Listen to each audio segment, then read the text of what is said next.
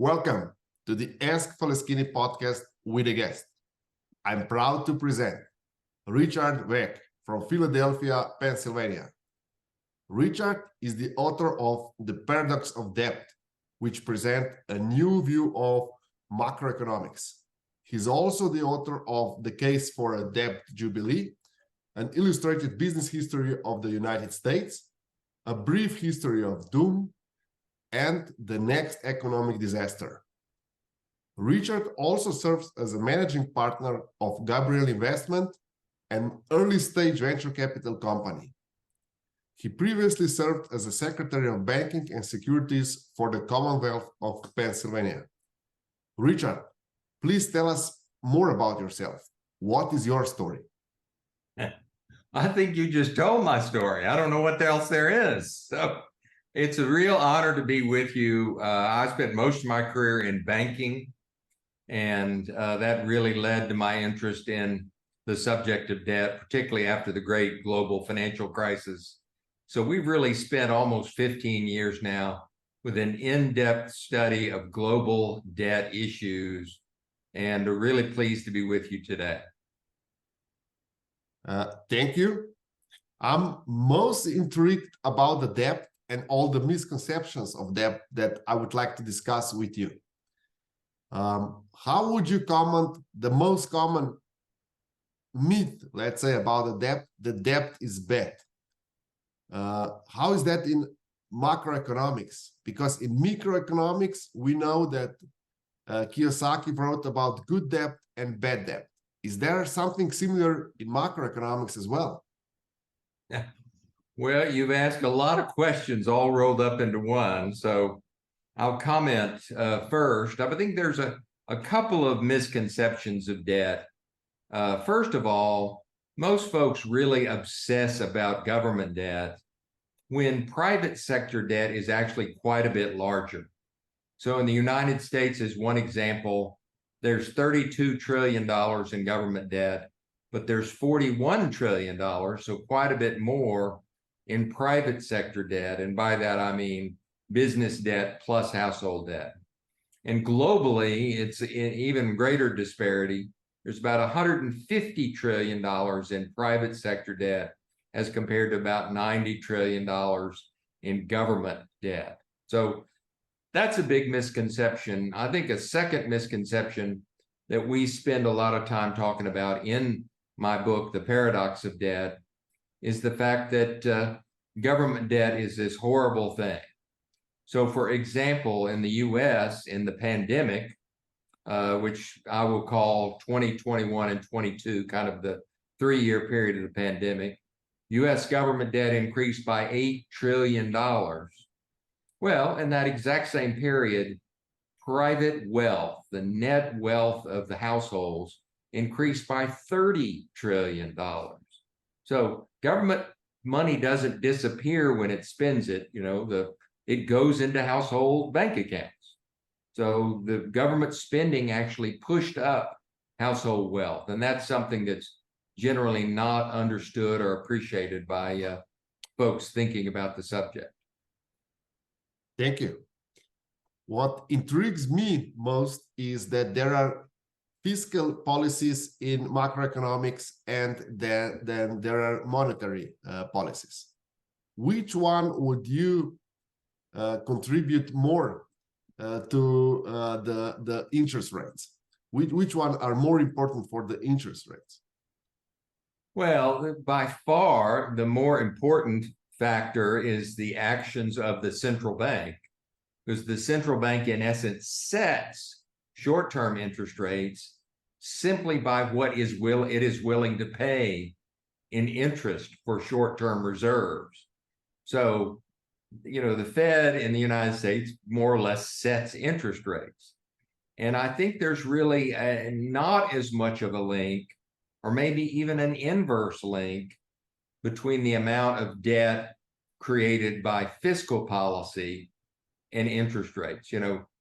Debt in the United States, to give you an example, debt in the United States in 1980 was 125% of GDP. That's government plus household plus business, 125% of GDP. Today, it's 260% of GDP. So it's more than double. Well, in 1980, interest rates were, in the high teens. They were 15 to 20%. Today, they're all the way down to 5% or so. So there's really been an inverse relationship between the amount of debt in the world and interest rates. So what would you say that is relationship between government spending and interest rate? Is it possible that interest rate started rising in US just because government did not increase spending fast enough? No. I think I think it's dominated by central bank policy. So I'm not sure there's anything more than a weak correlation between government spending and interest rates. Because the interest rates are increased due to the inflation, or at least that's a speculation. And many believe that increased government spending results in inflation. Well, this is, patently untrue. Government spending has been in a runaway mode since 1980. So for 43 years. And for most of that time, inflation has actually gone down. So we have 47 countries over 70 or 80 years where we can look and see when there have been periods of increased government spending and whether those were followed by high interest rates or not. And the answer is generally no, they're not followed by that. After the great financial crisis, government spending increased materially and interest rates went down. After Japan's crisis of the 1990s, government spending increased enormously and inflation went to zero. So there's really no empirical case for government spending bringing inflation. So if there's no case of government spending initiating inflation, what would you contribute inflation to? Why are we facing such a high inflation? Well, inflation, we've studied it pretty thoroughly. There's been 9 bouts of high inflation in U.S. history, which spans 250 years. And by the way, my comments relate to developed countries. You've got a very different situation for small, lesser developed countries where they have a trade deficit and they're borrowing in a foreign currency. That's a separate topic for another day. So I'm really talking about large, the top 20 or top 40 developed countries. In those situations, the thing that leads to inflation is a constraint in supplies. We see this most often with war. We had big bouts of inflation in the Civil War, in World War I, and World War II. That's because, for example, in World War I and II, 2/3 of all the, farmland in Europe got decimated in battle. So all of a sudden you didn't have corn and wheat and things like that. And, the US had to grow more and send it overseas. Well, that created a temporary increase in prices. In the 70s, it was very obviously the intentional constraint on supply by OPEC, really kind of as punishment for US policy and the Yom Kippur War and obviously the Iranian Revolution. So a dramatic constraint in the supply of oil. In our current situation, it's been COVID, which dramatically constrained supply. We didn't have as many factory workers going in and producing things, and the war in Ukraine. And now we've got another war, by the way, So, between Russia and Ukraine, you have some of the world's biggest supplies of oil and wheat and certain other key commodities. Well, you're simply going to have higher prices. Now, the world kind of figured its way around that, and high inflation really ended last summer. It's averaged about 3 to 3.5% in the U.S. over the last 14 months. So would you agree with Milton Friedman's speech? In one of his speeches, he hinted that because of such a high employment and almost no unemployment, there's a problem and there's too much competition for goods, and all the people have money, so they are purchasing. So there's also inflation. And would that be a contributing factor? Because in the last years, and also after COVID, there was such a high demand for employees, so almost no one was without job. Of course, those kinds of things will contribute to inflation, but I think in those cases, it's the difference between like 3% inflation and 4% inflation, or something like that. You're really talking about moderate inflation. What we're really talking about when we talk about high inflation, in the 1970s, it was 15%. Last summer, it reached 9%, which was really relatively, middle of the road if you're talking about bouts of high inflation. In World War II, I think it reached, briefly reached 20 or 30%. It certainly reached that high in the Civil War. So, 9% inflation, might be considered high inflation. 3 to 4% inflation, which is kind of what we're talking about here, maybe even 5 is what I would call moderate inflation. 2%, of course, is low inflation. Okay, so how could we correlate this to government debt? Is there any correlation between inflation and government debt? You already mentioned it a bit. No, we have enormous amounts of data, and we can see unequivocally that that high, again, among developed countries, you can have many bouts of high government spending, and the majority of those are not followed by high inflation. Conversely, you have high inflation that is not preceded by high government spending. So the case for that linkage is very weak or non-existent.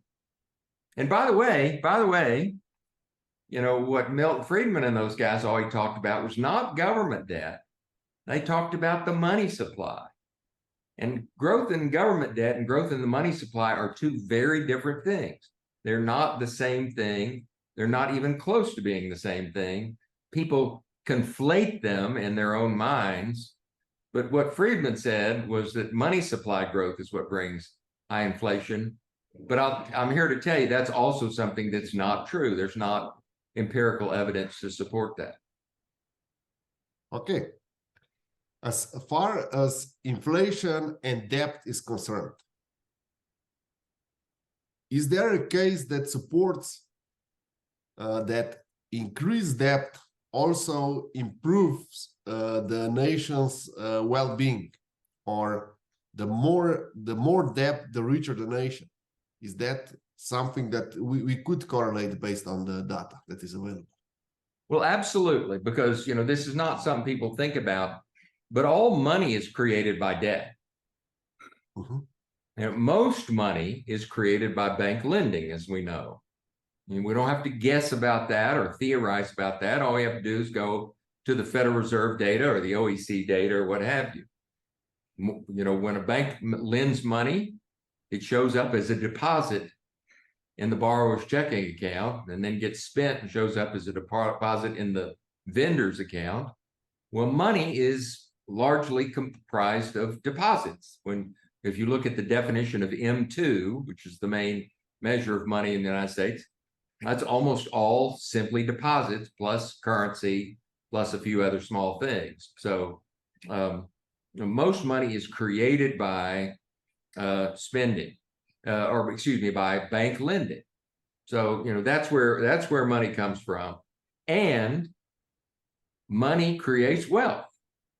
So I'm going to give you a couple of statistics to help in this regard. In the U.S., let's go back to our 1980 to 2022 time span. In 1980, debt in the United States was 125% of GDP. As we've already said, that's business, government, and household debt. It's 260% today.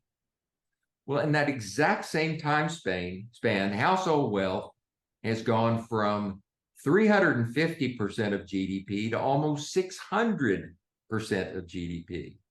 So household wealth really has grown at the same time that debt has grown, and I would argue it has grown because debt grows.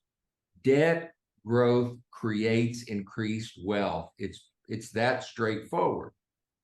There's a fly in the ointment here, if you pardon the saying, and that is that most wealth is in the form of two things: real estate and stocks.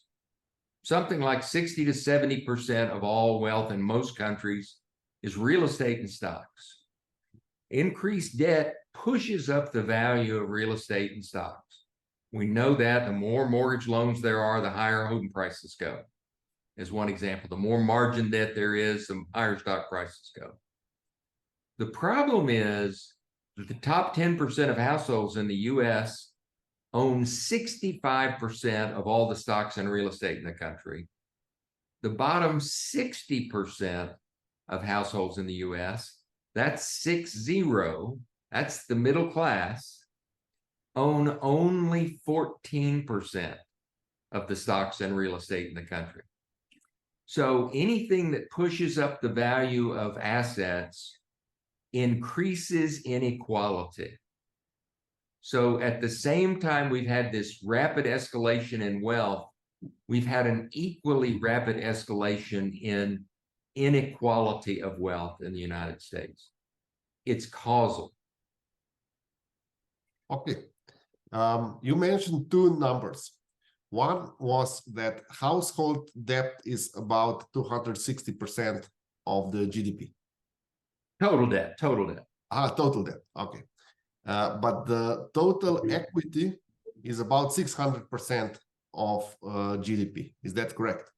That is correct. So if stock market would drop 60% and property market would drop 60%, most of the owners would have negative equity. Is that a possibility?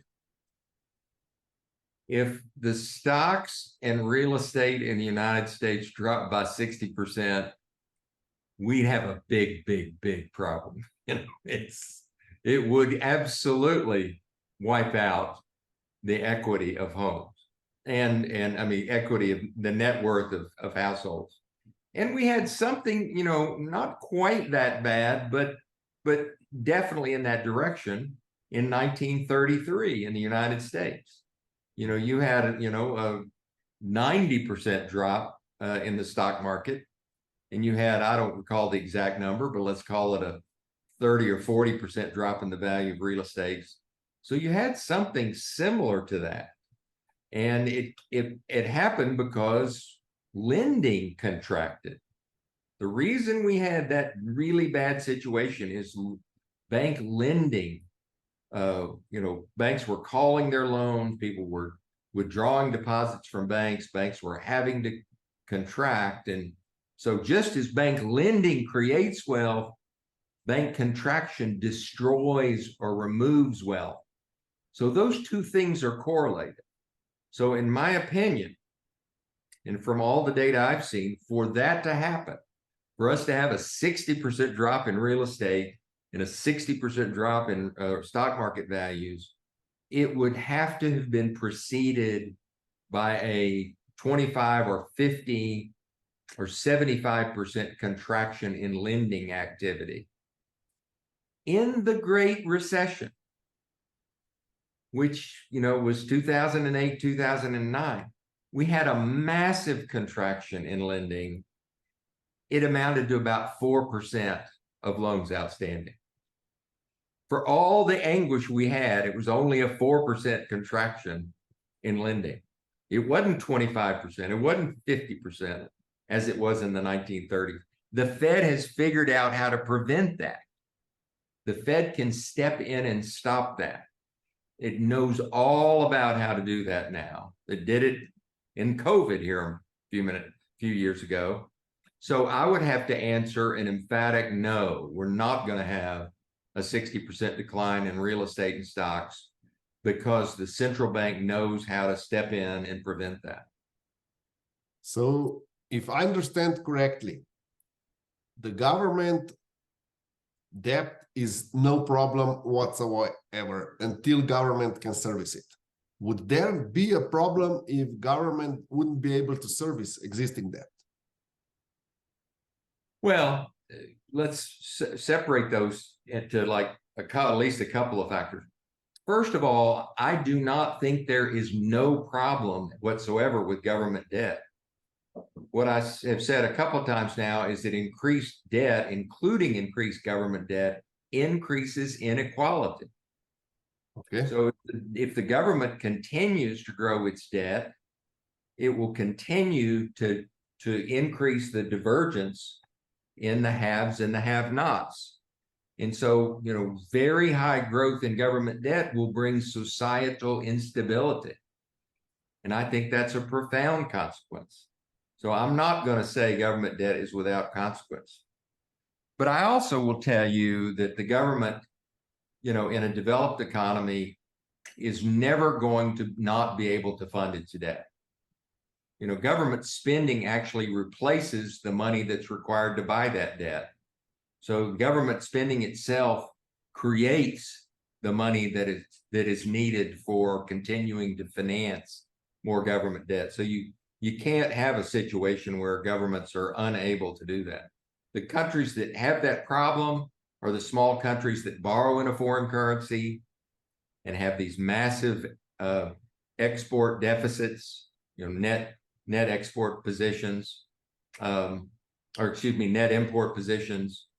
Those are the countries that get into trouble, and developed economies simply don't have those situations.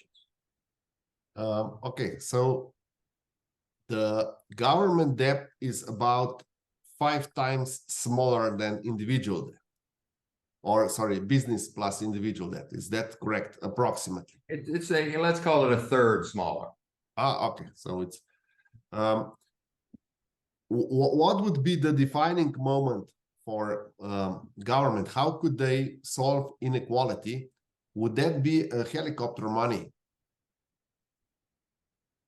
Well, people use the term helicopter money without really defining who exactly is paying who. So it tends to be one of those terms that just kind of gets loosely tossed around. If by helicopter money you mean something similar to the COVID relief package, where it's the government spending the money, sending checks to individuals, yes, that goes some distance, but not very far in terms of helping folks. And here's why. Here's why that doesn't work all that well. Because let's just take the COVID payments. The folks that spent that money spent it to live.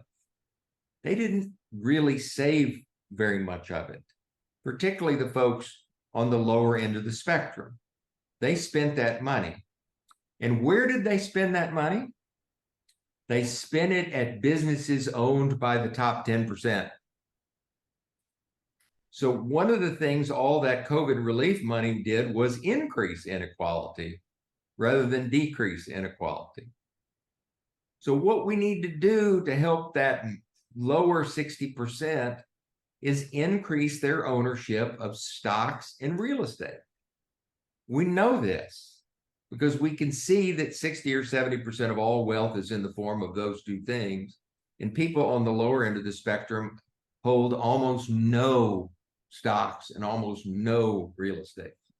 So how do you get that group better ownership of stocks and real estate? Tax policy could do it. One thing you could do is simply say, for folks in those groups, they get things in the US, we have things that are tax advantaged like the IRA and the 401k. Mm-hmm. We could expand the parameters of those. We could go so far as to give tax credits to these individuals for purchase of real estate or stocks. But what the best thing we can do is to get those folks better, higher paying jobs. That's how they're going to be able to start accumulating enough nest egg to buy real estate and stocks. The best way to do that, and I get into this in the book in the last chapter, is through job training. You know, I think one of the best ways to address inequality in addition to tax policy is just massive job training. Because in the US, for example, we have lots and lots of technically oriented jobs that pay good money that are unfilled. Then we have millions of folks that have jobs that are paying minimum wage. That's the kind of mismatch that government ought to step in to solve. And if it did so, we would have rising incomes, I think, in that group. But would that rising income result in investment in bonds and property, or would just increase spending? Well, it could very easily end up that it just increases spending and that you have no increased net worth as a result. That's why I think you have to take the additional step to create really kind of powerful tax-based incentives for those folks to invest in real estate and stocks. And I think that's possible. Okay, and you mentioned in the book, if I remember correctly, reading the excerpt, that the other important step would be to start investing in infrastructure. How do you see investment in infrastructure as a potential for growth and lowering income inequality? Well, this is a longer term strategy, but I think one of the best places for government to invest would be in basic R&D. You know, here in Philadelphia, we have a great example of that. The government, through the NIH and the NSF and other government agencies, gives grants to kind of hardcore MD, PhD type researchers to really invent the medical solutions of the future. And two of the things that have happened here in Philly along those lines, one of them is the mRNA research that led to our COVID vaccines. That has created a revolution in science.